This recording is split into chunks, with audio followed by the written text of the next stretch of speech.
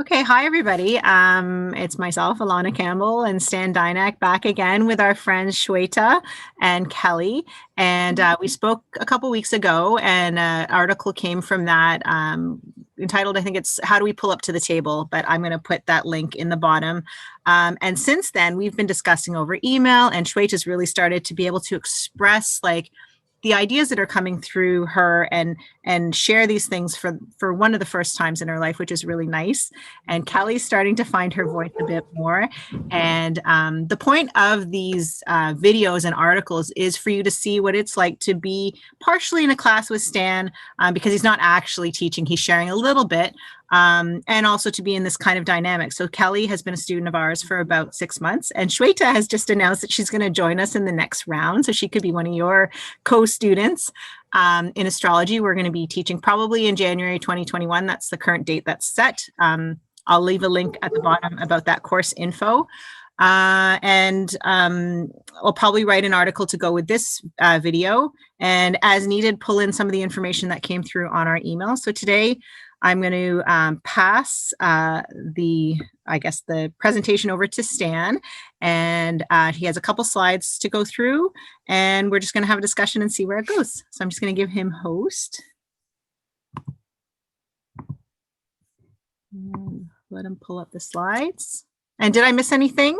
Oh, I did want to mention too that this video is being run through Zoom, but through the Grounding Sanctuary, which is a group that Kelly runs. It's a spiritual supportive community, and we meet, or she meets with people on at 4:30 to 6:30 on Wednesdays, and then all the Saturdays that she's not in astrology class. And so you can find out information about that. And I'm going to put that in the link as well. And Shweta and I tend to attend on the Wednesdays.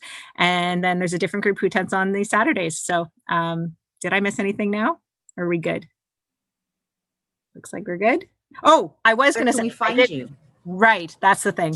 So as you watch these videos, you may start to think, I really identify with the way Kelly speaks, or the way Stan speaks, or Alana, or Shweta, and we're not trying to be the only person who has a voice. Like, if you resonate with the way Shweta speaks, try and find what she shares and where she shares it. So Shweta is working on figuring out what is her voice in all of this. And when she's figured that out, she'll probably be sharing her thoughts via Facebook and Facebook and Twitter. And I'll put those links in the comments when they're there. I share mostly on Instagram, and I'll put that link in. Stan is mostly on Facebook, and Kelly is using a platform called Mighty Networks, and that is linked to her Grounding Sanctuary, and that's where she can share with group members, and we can have a lot more discussion without it being really public. So there's just, even in that, you can see how we are different, and we speak on different platforms in a different way, and it doesn't matter who you follow or if you follow any of us, but the options are there. Thank you for reminding me, Kelly. So go ahead, Stan.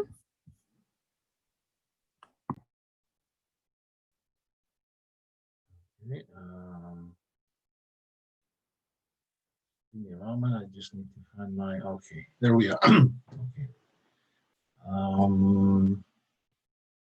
So hello, excuse me. Hello, everyone, and welcome to our astrology chat. I believe second session.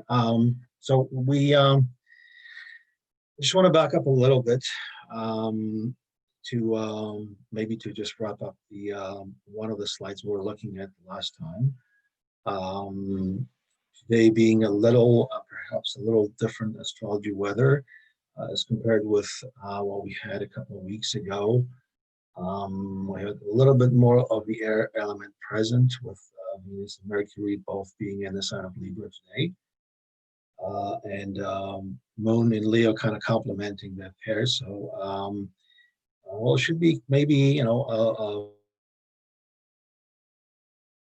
lively discussion, very supportive, I guess, of exchange of ideas, and but doing it maybe in a bit of a Libra fashion, where we kind of all agree to disagree, but we're going to do it pleasantly and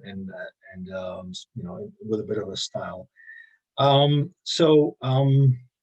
Where I think we left off was the idea of looking at the planetary influences. And one of the big things in astrology, not just for this year, but I guess just in general terms, and what has become, I guess, a little bit more evident in 2020 is the influence of what we refer in astrology as the outer planets, the trio of the planets that circulate the sun beyond planet Saturn, which for many centuries was a planet that was considered to be right on the edge of our solar system. And it was the outermost planet that was visible with the naked eye. But since then, starting in the 18th century, we've been kind of adding, more or less one planet per century. So we have the addition of Uranus, Neptune, and Pluto, and there are kind of many different angles, but I guess one of the maybe more common ones, more common views on those three planets are they kind of agents for change. They are their message is a little bit different, and it is they're sort of responsible maybe for a bit of a thinking outside of the box on one hand, but also slowly and gradually introducing the idea that we are sort of a family of human beings. I mean, there is the idea of oneness. There's the idea of us, despite our differences and despite perhaps, cultural, political, in terms of our national roots and where we came from and which corner of the world we were born in, we are all human beings. And, we can, and perhaps we should really work together on common goals. Of course, these planets are going to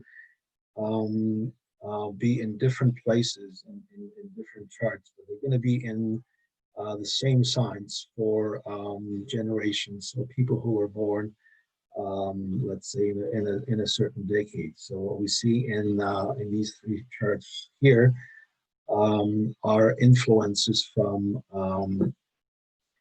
the three outer planets. Well, that's a case in the Lannis chart. We see influences from all three planets, from Neptune, kind of at the top of the Lannis chart, Pluto in the area of the chart that we recognize as the sixth house, and also planet Uranus in the seventh house, the house of partnerships and the house of close friends.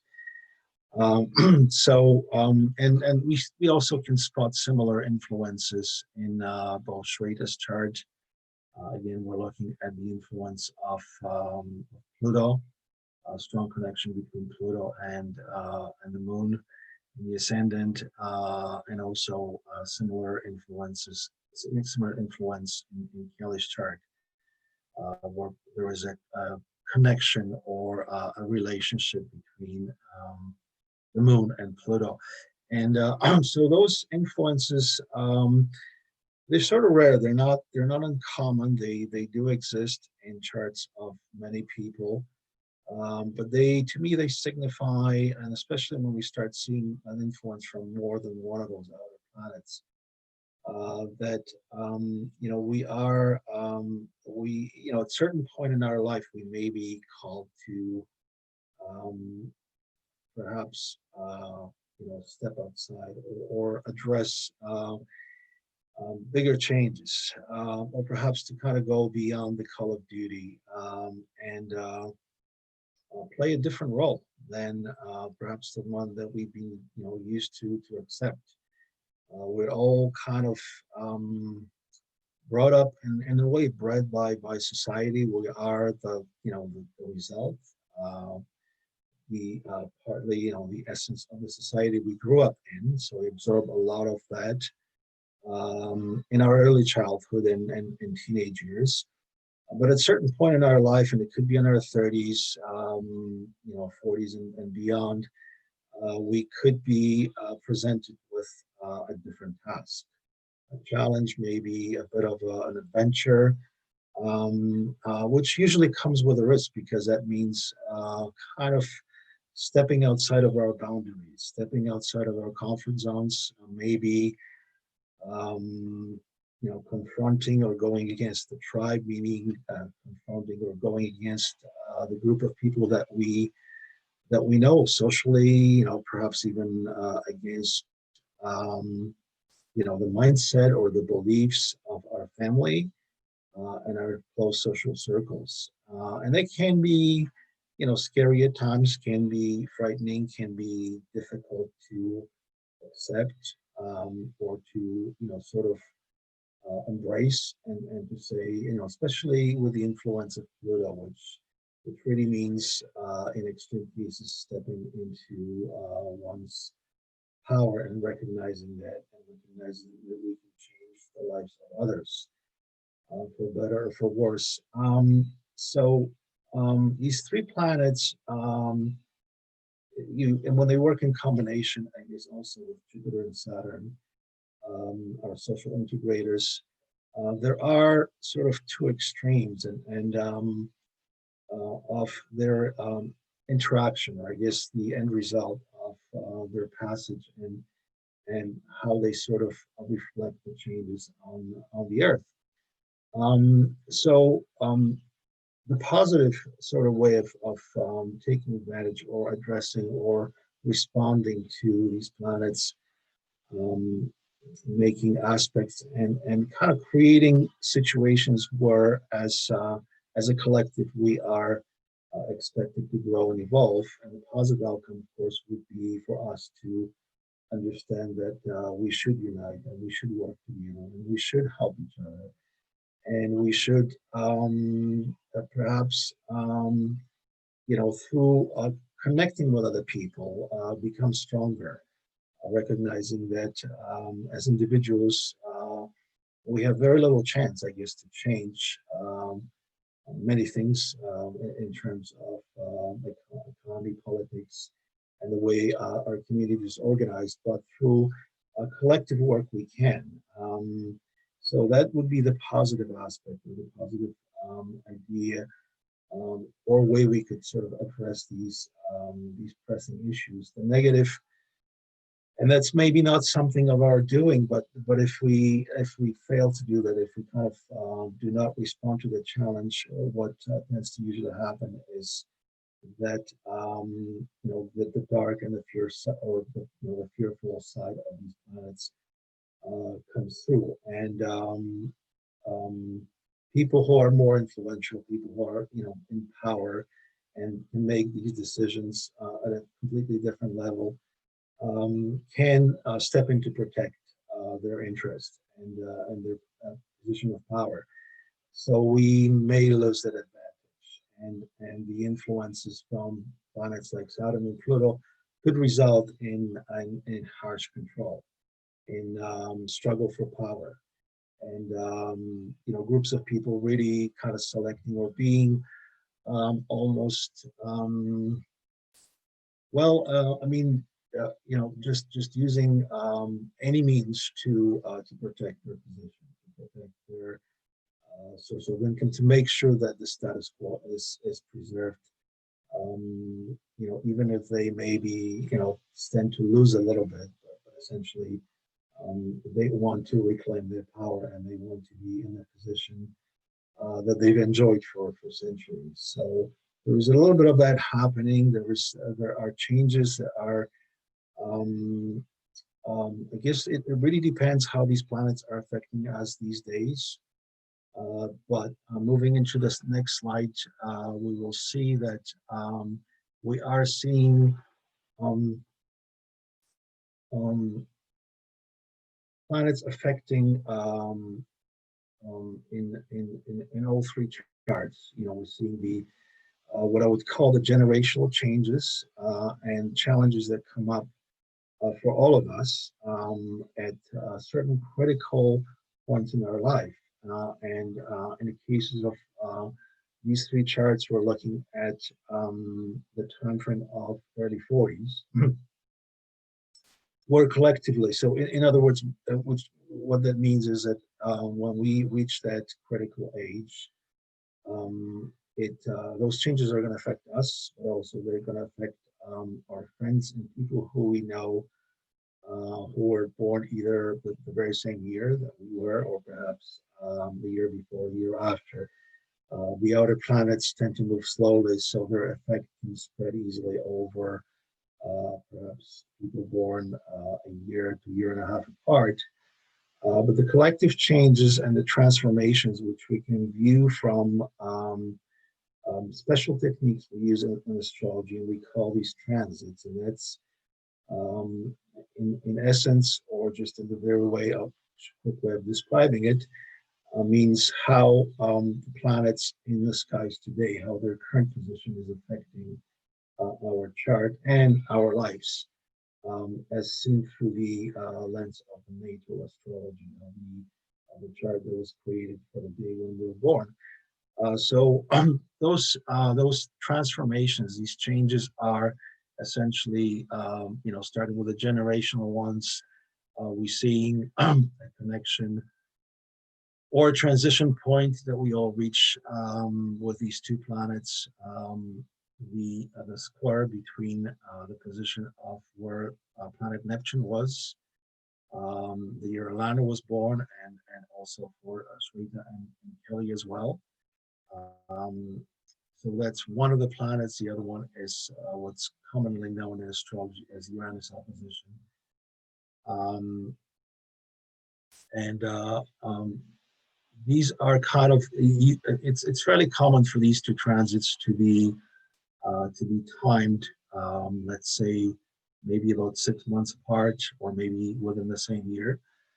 But those changes essentially force the generation to perhaps create a new vision, to look for a new inspiration. A lot of times has to do with our beliefs and our kind of vision of what kind of life we would like to create. So there's a little bit of disconnect that happens around that time. Perhaps a little bit of our disenchantment or that vision that that kind of motivated us and inspired us for the first 30 some years of our life and no longer applies. So we need to, as a generation, look for a new vision, look for something that is going to inspire us and motivate us for essentially the second half of our life. And a similar idea applies to Uranus. The opposition of Uranus to its natal position creates a situation where we are, in a way, we kind of begin to go through or recreate the teenage rebellion years, or actually the not so much the teenage, but it's the late teen years, so 19, 20, 21, that kind of sensitive moment in our lives where we are stepping outside or stepping beyond the teenage years and are sort of slowly getting ready to become young adults. But we're not kind of ready to give it up yet. So there is a need for balancing the freedom with more responsibilities coming in, and what's happening around the age, typically between 42 and 44, for a lot of us means trying to reclaim some of that, trying to come back and say, okay, what is in it for me? What is the how can I be still an individual? How can sort of I leave a mark or make that important and essential contribution to society in a unique and special way that is going to make me feel different from everyone else. Just something that may be an agent of change or a creative new way in which we can all move forward. So we all share that to some extent. However, beyond these generational influences, we are also seeing what's become kind of the theme for 2020, and that is the conjunction, as we call it in astrology, and that's essentially the meeting, the gathering, the coming together of three planets, Jupiter, Saturn, and Pluto in the sign of Capricorn, in the red circle in Alana's chart at the very top, also in Shrita's chart, on the left side of her chart, but also still in the sign of Capricorn. And the arrows, the red arrows, kind of indicating the areas of the chart that are being highlighted or being affected by the trio of these planets coming together, and perhaps pushing us to reorganize our life, to make necessary changes, to sort of find our space and our role in these transformations, and see how we can sort of best fit into that, and also how to respond to it, because with these transits comes a lot of fear, a lot of anxiety about the unknown. The idea behind, we know what how the world was, and where we kind of left it off in 2019, but 2020 is a game changer. And that is difficult for a lot of us to absorb, to accept, to live with, perhaps on a daily basis.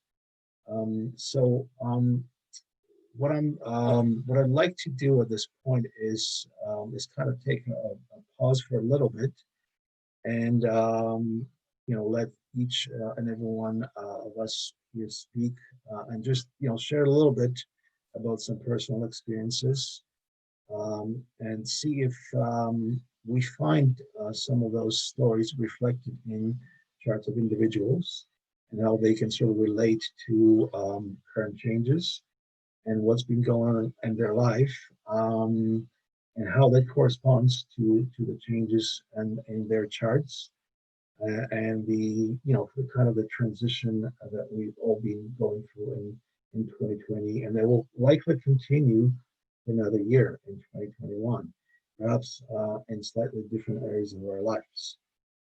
Alana, would you like to start? Sure, I can try. This is fascinating what you're sharing. This is the first time I'm kind of looking at this. Uranus opposition at the same time as the opening square of Neptune. It's something Kelly and I were actually chatting about. There's a lot of stories in like the spiritual circle about what is really going on behind the scenes. And then both of us kind of asked each other at the same time, what if they're feeding the spiritual people this big conspiracy to keep us out of the way?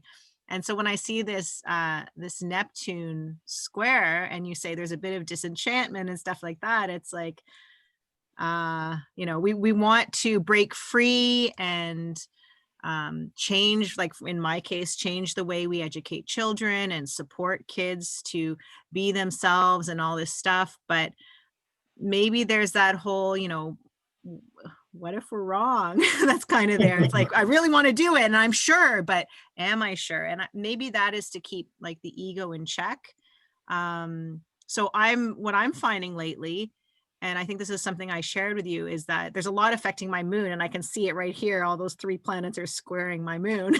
So where I would normally be very loud with my opinion and be feeling like everybody hates me for it, lately I've been a lot softer in, well, if that's what they need to feel comfortable. Like, so when you say fear, for example, I don't have a lot of fear right now. There's a lot of people with a lot of fear, but I don't happen to carry it. So I'm kind of looking at, okay, well, that's what they need to feel safe. So is it so hard for me to do that so that they can feel safe? Like softening in those areas, or like, as long as I get what I need for my children to feel respected or whatever, then maybe I don't need to have that fight with that person about, I think you're wrong and everything like that. So I'm starting to soften in this process, and that's kind of where I'm at. And the other thing I kind of mentioned to some of you is that I've been trying to do too much,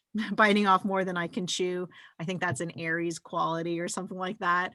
And my body started to say, if you keep doing this, you're not going to be doing this. So I've been having to take off a day here, 2 days there.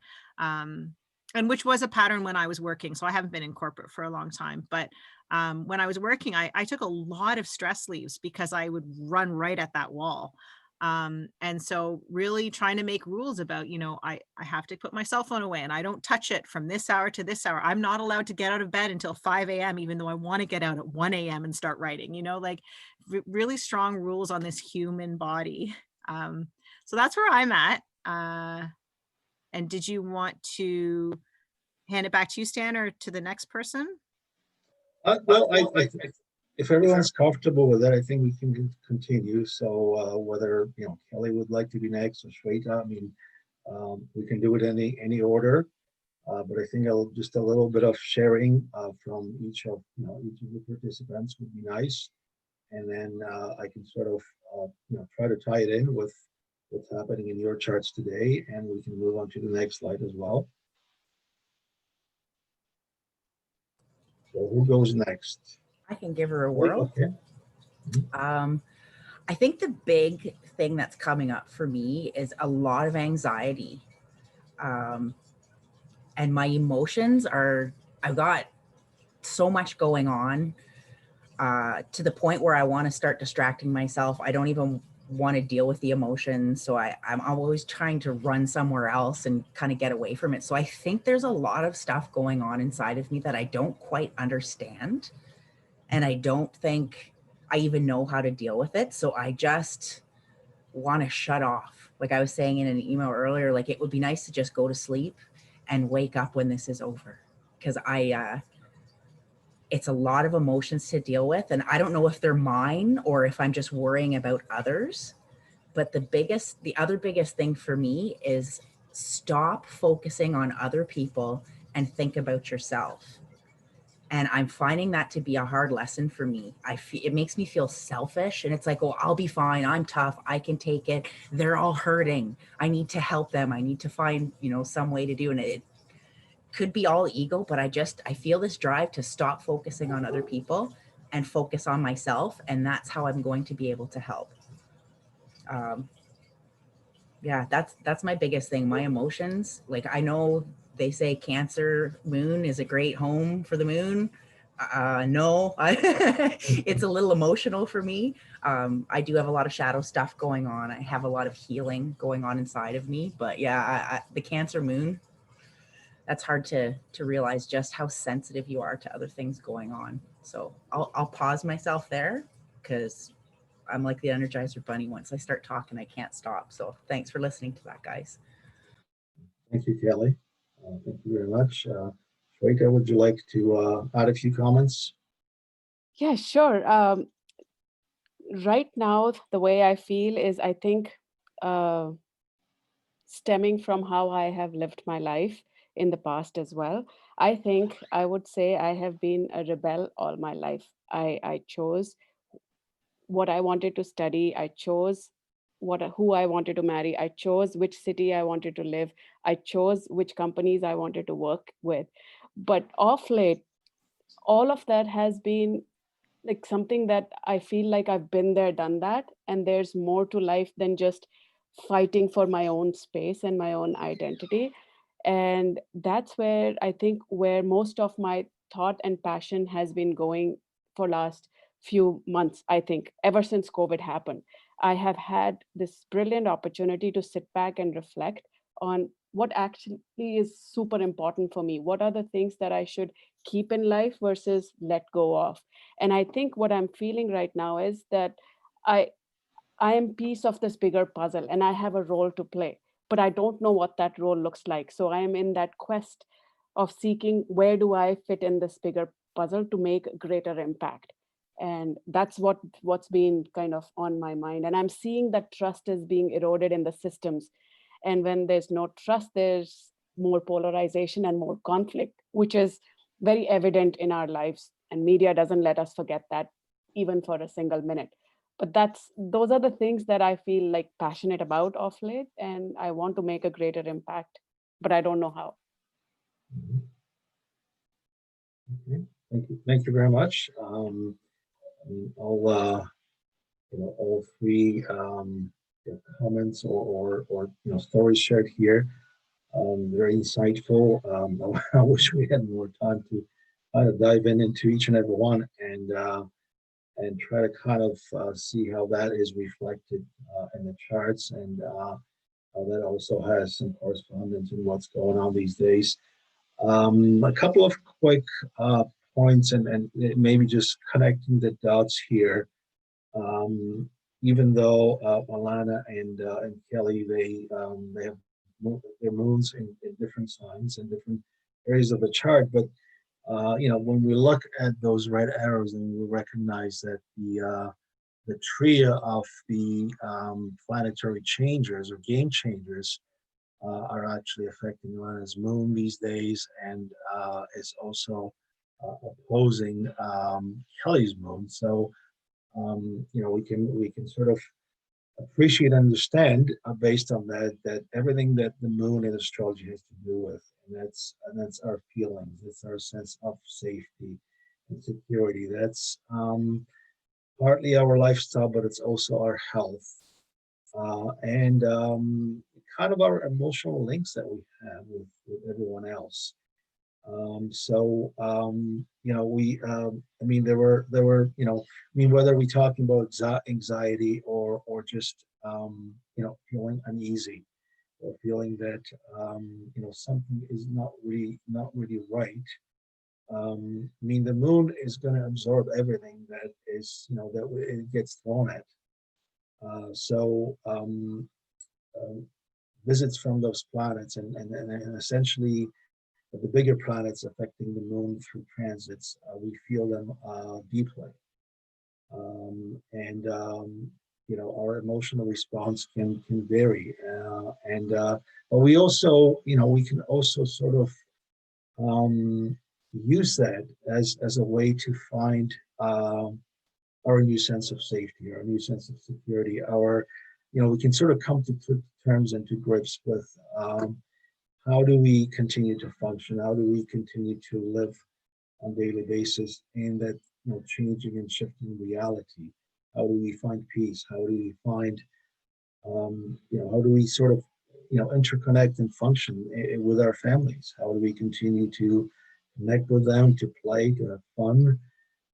How do we continue nurturing them and be nurtured through our family as well? As we kind of navigate through these tricky, difficult, unpredictable times. So that's part of that. But there was also what Kelly mentioned, focusing on yourself, and that could be sort of interpreted as part of what the Uranus opposition is all about. Is being a little bit of self, being a little, well, it's not even selfish. It's like almost we need to reclaim that self-interest. We need to go back to the idea of what is really important for me, and recognize that if we pay attention to it and if we give it some time, they can turn into something that we can share with everyone else. Because part of our life is also discovering our gifts, discovering our strengths and things that we can bring to the table for not just for ourselves, but for a number of people, for our local community. So it's good to have that motivating moment to reinvest in ourselves, because a huge part of our 20s and 30s, which we probably don't realize, is really about us um, sort of committing more and more of us into society, um, kind of I guess striking a bit of a bargain, and giving up part of our freedom and saying, well, I'm willing um, you know to sort of give up a part of my daily and weekly time to work, to actually contribute to society through either working for someone else or working for ourselves, but being part of the workforce. And whether we're producing something, where we're selling something, or providing a service, but that takes time away from us, and that also takes time away, because most of us, what we do for a living has a lot to do with our skills, but may often have very little to do with our real gifts or real talents or things that we really enjoy doing, but we just can't find a right way of society just does not have that as let's say a viable way to earn money. So sometimes we need that. We need those few weeks, we need those few months to just go free and explore and to maybe break away and see. I just need a longer vacation. Really, I just need some time for myself. And when I come back, I'm going to be renewed. I'm going to be all good. I just need that adventure, the adventure that we experience, as we turn 2021 comes back, and kind of wants sort of another journey, another adventure. Now this time, as we are in our early 40s. And what Shweta mentioned also, about the how do I fit into the into that puzzle. And I think a lot of us are struggling with that. How do we make a meaningful contribution? How do we take care of our families? And how do we maybe help our friends or our neighbors? I mean, that is part of that, I think, comes from a number of planets and sensitive points in Shweta's chart that are connected with the sign of Sagittarius and the sign of Capricorn. Traditionally, the two signs that are very social and society oriented, with maybe Sagittarius kind of doing it in a fun, entertaining way, and Capricorn is all about structure, is about organizing things and kind of restoring the order, but also about being practical, about how do we do that through maybe our daily tasks and duties. This was really great. I think we've captured the essence of what's going on without kind of getting into the finer details. And I'm sure if we did get into the finer details, we could probably pick up a little bit more. One thing I'm noticing as well is that in Shweta's case and in her chart, the area of the chart and the area of her life that's being affected right now is, among others, is her social status, so her career path. So perhaps some of those questions and themes, areas of life that she may be struggling with, have a lot to do with what to do next. How do I continue in my present line of work, or do I branch off somewhere else? I mean, or maybe I can do a little bit of both. I mean, there is that possibility as well. But definitely, these planets will sort of um, you know cause a bulb to go off in that area of Shweta's life, as in kind of pointing to, well, that area is kind of primed for change. That area is kind of primed for seeking new experiences or new solutions. Indicating that there could be a possibility of a larger role, of reaching out a bigger audience through, assuming she would be willing and able and interested in accepting the challenge as something that she would be good at, and she could really influence life of many other people that way.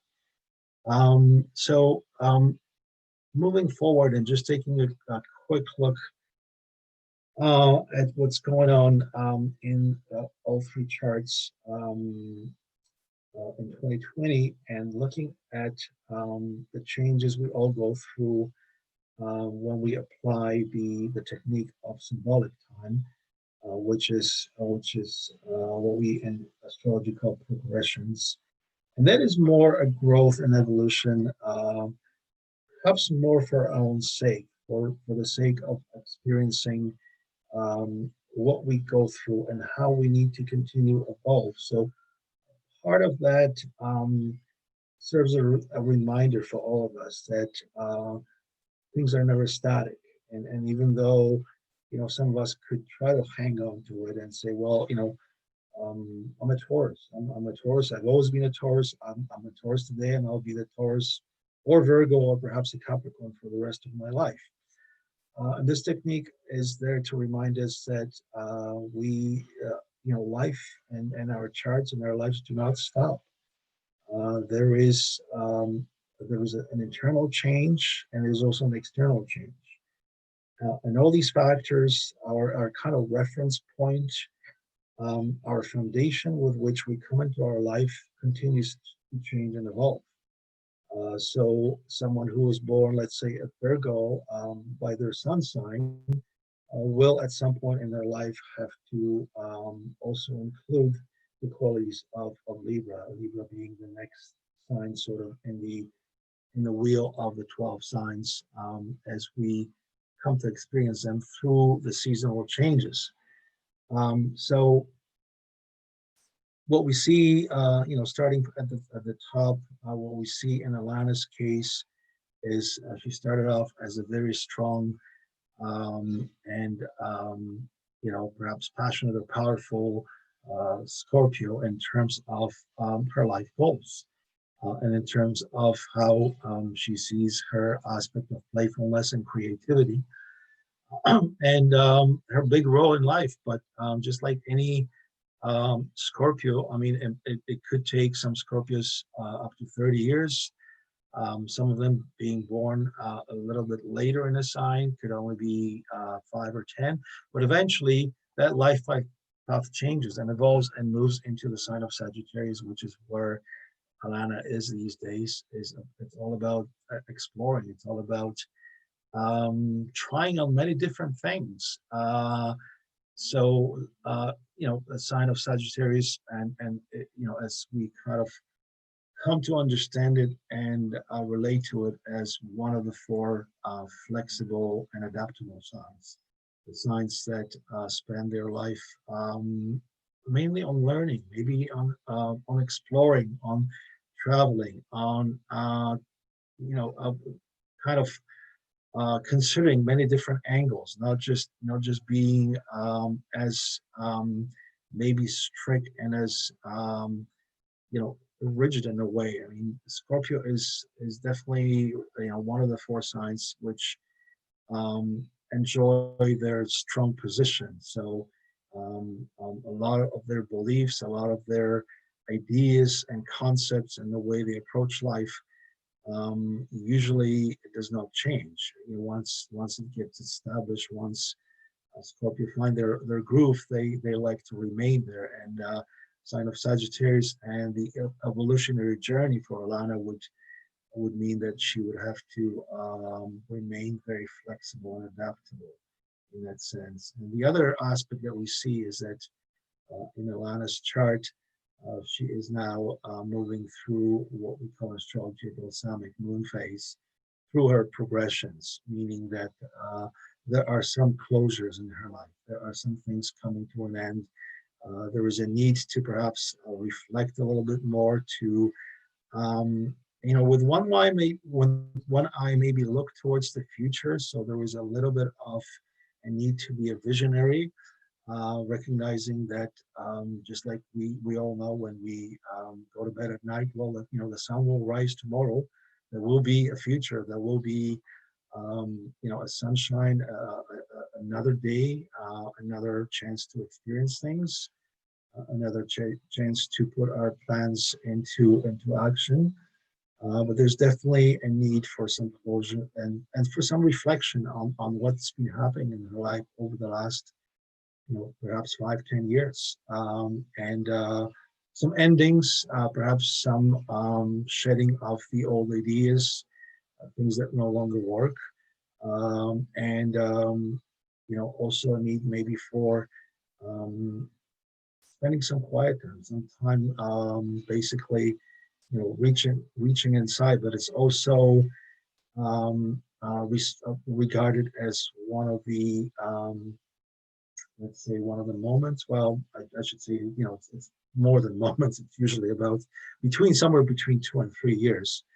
So at least a couple of years that are great for spiritual growth. I mean, that's because That in a way forces us to have a tendency to shut off, to turn off the TV, to disconnect, to unplug, to listen to the inner voice more than to the noise coming from the media and so on. Moving on to Shweta's chart, and once again, kind of a similar idea. She started off in her life path and in her confidence, her creativity, being a strong Sagittarius sun.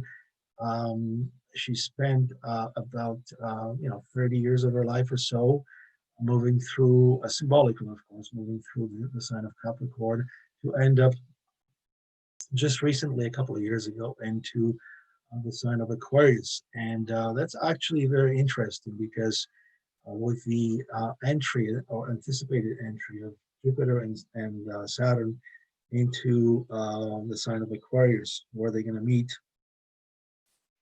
together for the very first time in a very, very long time, that could signify something.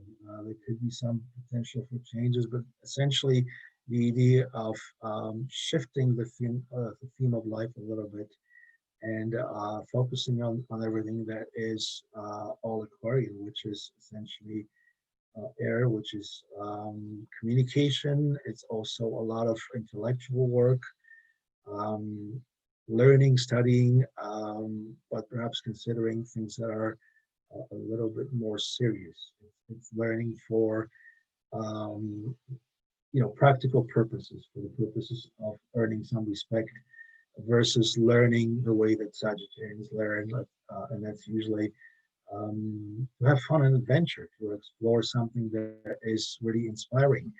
And we've also noticed that Shweta is heading towards what we call in astrology a progressed full moon, which means she's going to be reaching some type of illumination, some type of I don't know, the epiphany, the aha moment in her life where she's gonna as we look at the life cycle of a plant. This is the moment of when the plant is flowering. This is kind of before it produces the fruit, but it is the flowering. It's basically signifying or helping her understand what the past 14 years of her life were all about, and perhaps reaching a moment of the illumination and understanding of where she needs to be heading into the future, and recognizing that maybe um, some shift in the direction, or maybe not a shift in the direction, but a different approach to that may be needed. Perhaps a cooperation with other people, perhaps pulling in other people to help her move forward and continue her work. Again, with progressions, we're dealing more with the work that is closer to our heart. That is something that we may consider more personal. It may have to do with how we view our role in society, but doesn't necessarily have to. It could be very private, very personal, something that we've come here to experience more as something that's necessary for our evolutionary journey.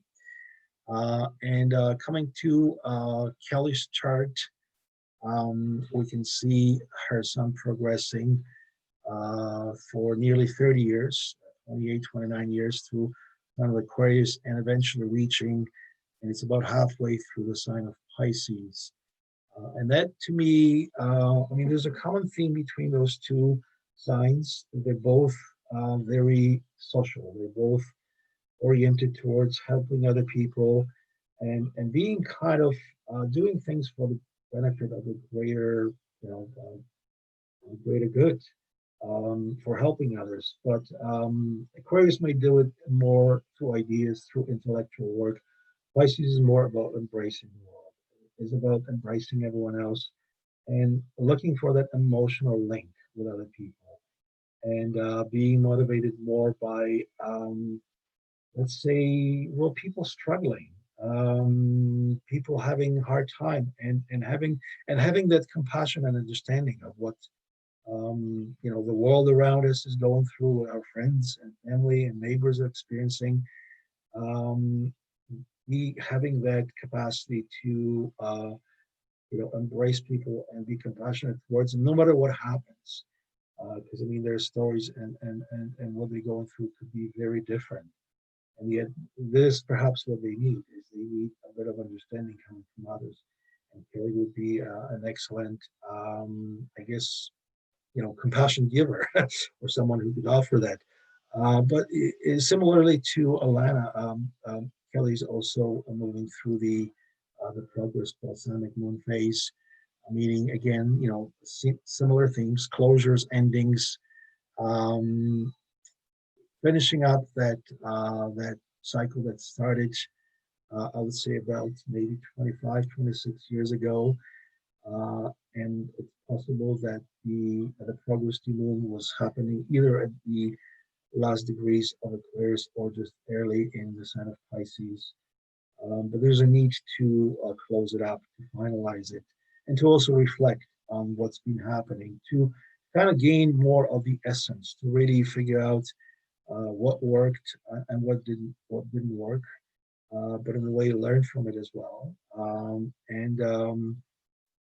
Again, a similar thing, a spiritual path, holistic. I mean, anything that has to do with our growth, our inner growth, something that we can explore for our own benefit, but also for the benefit of those around us. I think once again, I'm gonna pause here. We've reached the end of our slides, so I think at this point we're ready for final comments, thoughts, ideas, more sharing, anything that we would like to add here before we close it all up. Thank you very much. Thank you very much, Stan. So a lot of this work actually comes from level 2 of your training, but level 1 will touch on the planets and the signs, all the basic stuff that you need to be able to really follow what Stan was sharing. But I think this is really great because it shows them what they can get to. And I find, like, I'm not going to speak personally to myself just because my kids are home and it's going to start getting loud, but I want to give everyone else a chance to chat. But I find that this is just so healing. Like what I'm hearing here compared to what Shweta started out with, like it's just more confirmation of this is why you feel the way you feel, and this is what's next, and this is how. And I find this is why astrology is so supportive. Like when I first met you and you said, this is what is coming up and these are your choices. We always have choice. You can go the hard route or you can open the door to a better route, and it's up to you. And that changed my life. And that's why I work with you on this now, teaching others. And so that's really what we're inviting other people into, is see yourself for who you are and what you experience and what your choices are. So I'm going to mute in case it gets loud, and I'll let anybody else add whatever they're looking to add. Thank you very much, all of you, for joining us. I really loved all of that. And when you were talking about Shweta's chart, I feel like she's built for what's going on in her life right now. Like with all the changes and the things that I've heard her talk about, and her son being in Aquarius, I'm just like, I'm so excited for Shweta. I don't know if that makes any sense, but that's all I was thinking. I was like, wow, she's built for what's going on in her life right now. She's going to make some big moves and some big changes in that area. Oh my goodness, that's a lot of pressure, Kelly. Yeah. I will add too, though, Kelly, I don't want you to sell yourself short. You're holding a support group. You heard what Stan was saying about how you have that compassion for people. You said, early on, whether it was recorded or not, how you really do feel for these people who are struggling and you want to help. And that's what Stan said. It's there. And that's why you feel the way you do. So it may be easy for you to look to Shweta and puff her up, and you puffed Stan up earlier too, but you too, right? Yeah. So I don't want you to miss that. Oh, I'm rocking my adventure. I'm rocking it. And I totally agree with you, Alana, because last time when Kelly and I were chatting, I'm like, you just have this charisma about you where, people just feel so, I actually felt so connected, and I wanted to just open up and share how I feel and what I do. And it doesn't happen with everybody. I don't do that with everybody. So you have a gift of just making people feel comfortable in their skin, I would say, which is so special. Mhm. And I did find, Stan, when you talked about me or this whole concept of us changing and shifting gears and moving to different planets is completely, sun signs is completely new to me. And now I can understand why, when I talk about things that I do off late, I hear from people in my network, my family, you've just started thinking about this now. And I'm like, yeah, I was like a happy-go-lucky kind of a person, wanting to do whatever came to my mind, but now I'm stepping back, taking time, questioning, wanting to find out more before I move forward. But that's not how I've lived all my life. All my life has been ad hoc and through instinct. But now I'm trying to add more to that toolkit of being ad hoc and instinctual with some more information and being thoughtful about what I do next, which was very eye opening and interesting for me to know. It's pretty great. Thank you very much. Very interesting and inspiring comments. And I think that doesn't happen often, but I think happens often enough. Again, a little bit of an eye opener for me.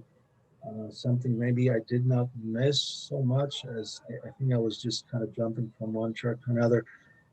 But in a way, and don't take it literally, but I'm seeing the connection between Kelly's chart and Shreda's chart. And this is what happens when we're kind of, a lot of us born, let's say 30 or 40 or 50 days apart.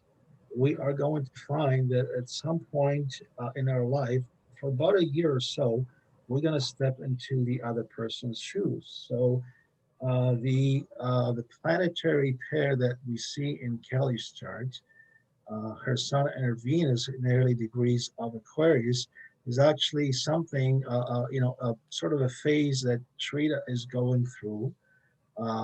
It could already be partly in her past. It might have been experienced more of a last 6 months, or it could be coming up. I mean, you would have to run the exact degrees and the exact minutes to be absolutely sure. But it's interesting, and I mean, I think that the fact that the two of you connected together is can be viewed from your chart, and you're going to have a lot in common, a lot to talk about. Similar things coming up for Alana, but it's going to take a little bit longer because the progress sun, I think, is still a couple of degrees, 2 to 3 degrees. Uh, well, yeah, almost four, I would say, in Shreda's chart. But I mean, she's already moving for a sign of Sagittarius. So some of the themes are going to come up, and how your life evolved, Shreda, how you sort of expressed your confidence and your idea of creativity and your life purpose is something that Alana uh, has been exploring in a similar fashion for the last few years, and eventually she's going to sort of reach the same point. So there could be a great connection between the two of you, and you could sort of learn from each other. So perhaps it's what we consider chance meetings. At some point in our life, we run into someone and we don't realize why, but all of a sudden we start chatting and talking, and we think like we've known each other for years. And this is just something absolutely puzzling and amazing. And usually we kind of move on and we say, oh, maybe we were like siblings in the past lives, or something similar to that. But astrology can help explain that through those techniques. And it's interesting you say that, Stan, because the reason why I wanted to pair the three of us together, I don't know if you remember, is that Kelly and I are pretty much born a quarter of a year apart, and Uranus sits over my sun, and then the sun moves and it sits over Neptune, and that's when Shweta is born. And so it's kind of like this thing that we're catching. And I thought that was very interesting with, Uranus would give my son a certain perspective, and Neptune would give Shweta's son a different perspective. Yes. And so now you caught another sort of, there's a pattern there, which is kind of neat. So hopefully we'll continue to explore this together. So thank you. And I'm sitting here thinking about, Shweta and I have talked about this. I love a good spar. I love a debate. I love to take the other side just so that I can see both sides and have that little fun fight, we'll call it. And Shweta is like that too, but Alana, I don't think is. can you see somewhere where Shweta and I love to fight and argue in a healthy way? But I love a good spar and a debate. So do I, yes, for Yeah. sure. Yeah, I mean, there is kind of typical textbook uh, astrology of trying to look at the opposites. And of course, one of the things that come to my mind is your Cancer moon and Shweta's Capricorn moon. So there's going to be a little bit of that, um, you know, tendency to see things from the opposite angles. Even though both moons would be very traditional, very conservative, very, a lot into, what we kind of consider, the tradition, how families used to be. And I would say probably 3 to 4 to maybe 5 generations ago. But a lot of that still lives in kind of our, in our minds, in the collective, in the unconscious. But Cancer Moon traditionally more about family. So in a sense of how families should function, how it should be. Capricorn Moon being a little bit more interested in how do we uphold tradition in a society. How do we continue, being conservative but kind of upholding what's been around, but more maybe in a wider area. So while Cancer Moon might be concerned with a single family, Capricorn Moon could be concerned with hundreds of families or perhaps thousands. But also, I guess, in a way that kind of society works and how it allows to to uphold the tradition, to celebrate it, to think about our past, but also to think about what binds us together, what keeps us connected through culture and some of that, let's say, traditional rituals. Um, Now, I think you both have Capricorn Mercury, Mercury in Capricorn, but in a different area of the chart. So even though the flavoring of the Mercury could be the same. Um, and let's see. Now, in your case, Kelly, your Mercury is what we call, a morning star. So, meaning that Mercury was rising that day before the sun. So, in other words, before we experienced the sunrise on the day of your birth, Mercury was already above the horizon. And that gives you maybe a bit of a more of a visionary way of looking at it. You're reaching into the future more with your mind, whereas with Shweta, it would be more about looking at a historical perspective because we can clearly see the sun is already above the horizon. It's above that horizontal line, but Mercury kind of sits still there. It's just barely rising. So, what happened on that day in the evening? The sun was already going beyond the horizon. In other words, it was setting. Mercury was still visible. Was still we could see kind of a shiny dot in that section of the western sky, and that gives us more of a reflective mind, a mind that is more comfortable with looking at the past, looking at the tradition, and trying to draw conclusions from. Well, let's learn from the past. Let's learn. If we don't know where we're heading, look into the past, look into the tradition, and draw some conclusions from there, and see it. Based more, a little less on hunches, which is the morning star Mercury. This is more about, let's try to be a little bit more scientific. I chuckle about that because I was also born with Mercury as an evening star, so I know that. I know that I was always very careful, and I would, whenever people would ask me a question, I would say, well, let me research that. Let me take some time to think it over.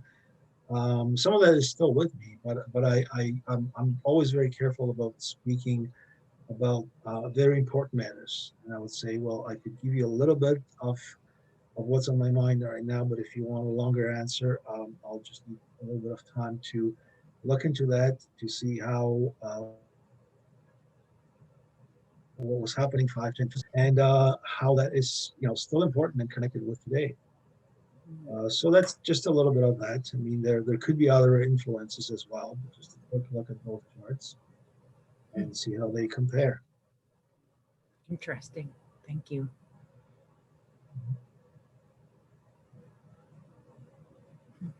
Great. Well, Is it still quiet at your home, Alana, or? a little bit, yeah. Why? You Good. want to add something? No. I was just wondering if the kids were already back or making their usual noise and getting a little anxious. No, they found a way to settle, but that's okay. I think we're at a good ending point. Yeah, and I'll just add probably the reason why I don't fight in that way is I'm not so used to fights turning out well. I think if I say something wrong, then I've offended somebody, and I think that's my Aries moon and then Scorpio sun, and it's like every time I, try to debate with somebody, I've already offended everybody. So whereas you guys, maybe with your Cancer, Capricorn, have learned to find a way to be more fair and share your point and share the others and hear other points of view. And with me, it's like, well, I'm definitely right.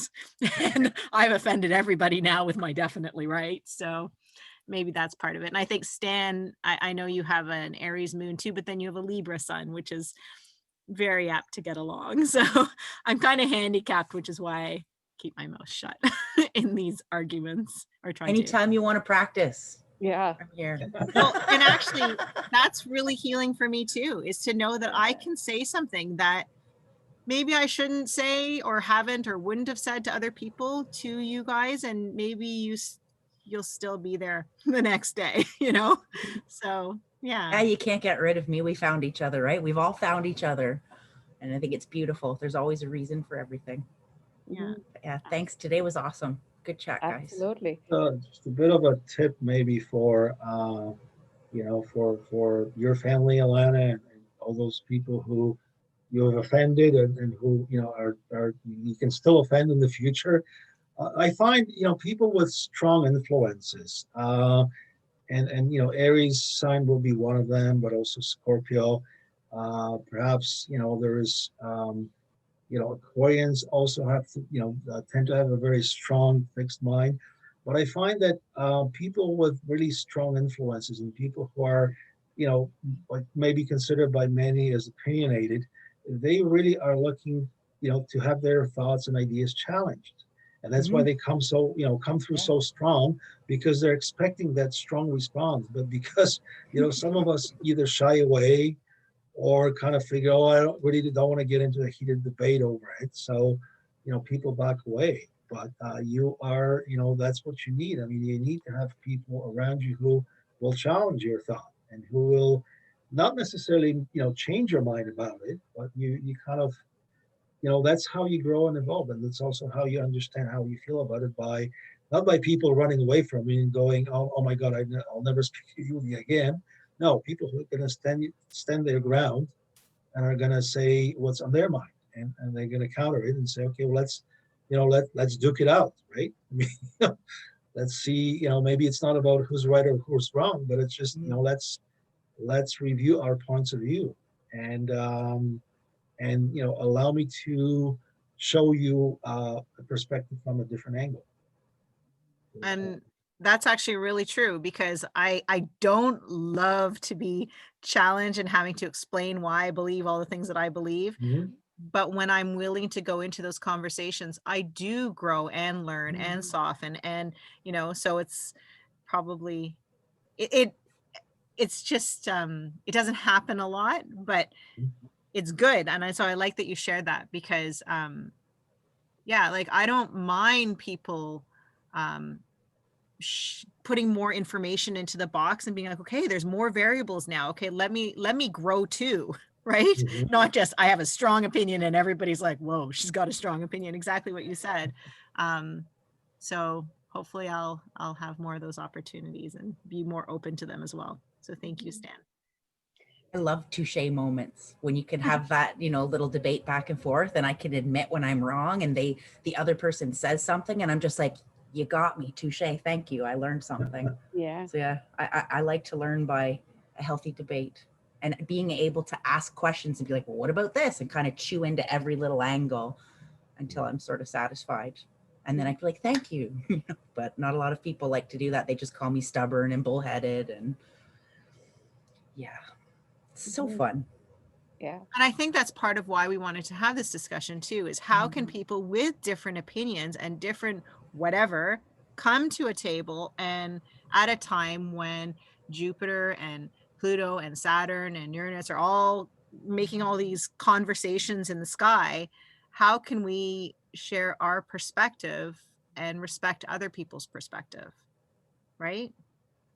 And where are we strong, and where can we kind of put someone else in that position because it's not our natural spot to be. Mhm. And so we're I kind think of it's inviting more amazing. people to explore that by exploring their own astrology and the astrology of people around them, and seeing, okay, yeah, that's why she's so good at that. And why should I be the same as her? I am so good at this, and let her do that and let me do this, or, you know, Hmm. good. Anything else? Any last thoughts? No, I was just going to say that, my question has been already answered, because the question that I wanted to ask all of you was that astrology gives you a lot of awareness about you and how planets are influencing our behavior, and certain traits showing up and certain traits going down in us. Coming from India, where there's a solution for everything, so they'll say, do this ritual and it changes things. I somehow I don't know whether to believe in it or not. So far, I haven't believed in it. But are there any ways? I mean, I know self awareness or awareness about certain things does help us understand we are showing up like this, and maybe we should show up like that. Does astrology give you that flexibility where you know that, oh, I am happy go lucky, or I explore, I experiment, and I have foot in my mouth situations so many times? Are there ways where I can, using astrology, overcome those hurdles? Is that part of the science here? Just out of curiosity. Sure. Well, yes, definitely there are, but I guess the way I've been trying to approach astrology, and just speaking with people, um, I think part of the healing journey is also embracing those things that we come to term as our bad habits, our weaknesses, because with each and every sign, we understand, and it's not just signs, it's the planets, it's the houses, it's pretty much everything in astrology. We Mm-hmm. have to understand that what happens is that with each of those elements comes a strength, but also comes the flip side. Mm-hmm. So our tendency, I mean, it's like, I mean, not that you would notice, but Libras can be very talkative, right? And once once you give Libra a little bit of your attention, they'll talk your ear off for hours, right? Thinking that, oh my God, someone's appreciating my opinions. So that is what makes us the colorful characters. I mean, we can either through astrology, we can either learn how to overcome those things if they really really are uncomfortable for us, Mm-hmm. or we can come to embrace them. We can come to accept them and recognize that, well, that's who I am. I Mm-hmm. mean, that's what makes me different from everyone else. Why would I want to remove some of that? And as a Libra, part of the things that I struggle with was, yeah, trying to please just about everyone, also recognizing that it's impossible to do that. People will always find something that is, at fault with you. I mean, unless it's something that it bothers you, unless it's something that you find that it's difficult, or maybe it's an obstacle for you to, let's say, have a better relationship, or getting a better job, or just something that you want to accomplish or achieve. Yes, you can do that, but I think just being aware of the fact that that's the gift that comes with it. I Mm-hmm. mean, you cannot be, as you mentioned. I mean, Sagittarians are known for their foot in the mouth disease, speaking before Mm-hmm. they think. Well, Yeah. okay, but that's also. I mean, as long as you can sort of laugh about it, joke about it, and saying, "Hey, here I go again," which is a good healthy response. I mean, other people don't have that, but they may also think of something you might consider a weakness or a difficult trait and they will say, well, I wish I had just that. I have lots more. I have all these worries. I have all these inhibitions, all these anxieties, and you just have one or two things that think that is just not right for you. So, be grateful, just count your blessings, as people say. But you can do both. You can try to work on them, or you can sort of say, well, that's who I am, and hopefully people will come to accept it. And if they don't, well, that's too bad. I mean, it's just they either are my friends, or maybe we should stop connecting with each other. So there's also that part of having to decide that people have to. Yeah, I mean, as long as, and I think people will pick up on it as well. As long as you're willing to accept that, as long as you embrace it and know that this is who you are, and it's just a part of your personality, part of your character, people will accept it and move on. And they'll just simply say, well, that's who she is. There's no point changing her, because she enjoys being that way. And that's how she's different from everyone else. And I was born at that time for a specific reason. Yeah. And I'll add a few things to that.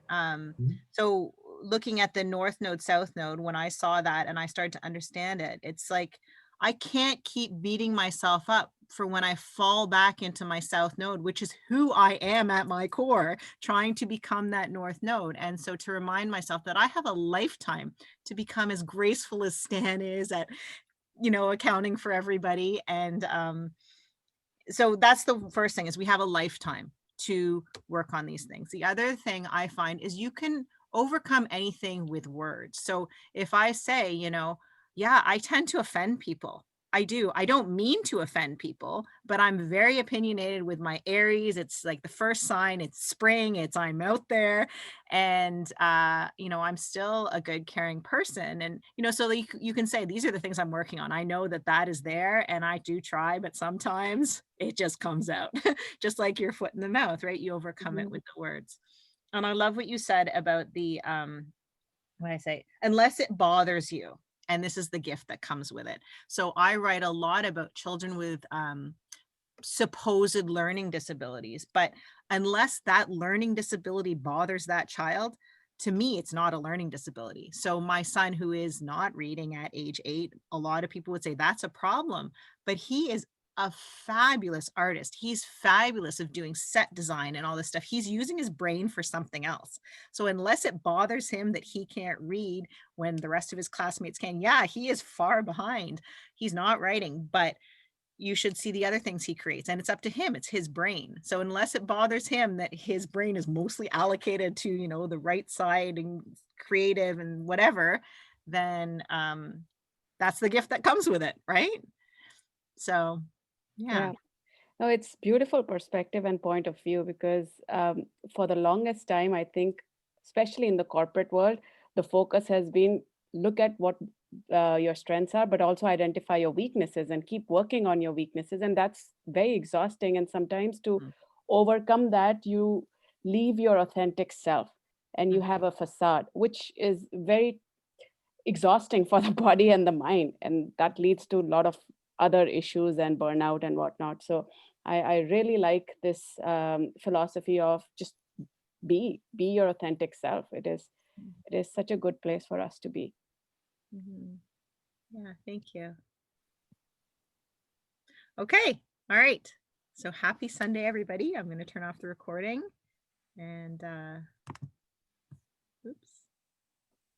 Oh, you're the host, Stan. You have to turn off the recording.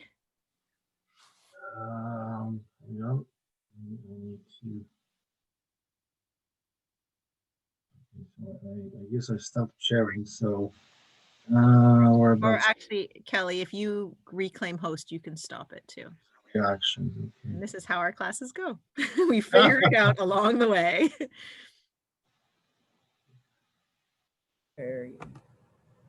Okay, I can see it. Can you do that, Kelly, or do you want me to stop the recording?